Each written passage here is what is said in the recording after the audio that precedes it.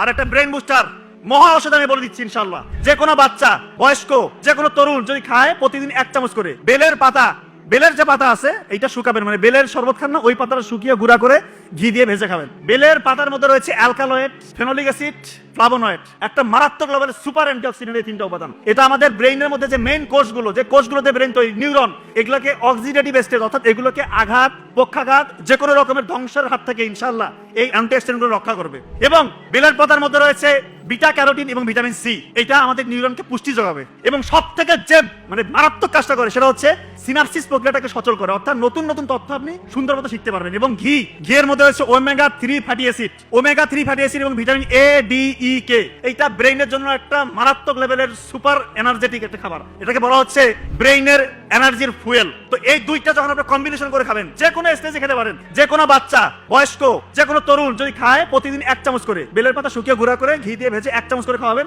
ওর ব্রেইনের অবস্থা যে অবস্থায় আছে না কেন ইনশাআল্লাহ তার থেকে ব্রেইনের কর্মক্ষমতা বহু গুণে বাড়বে ইনশাআল্লাহ।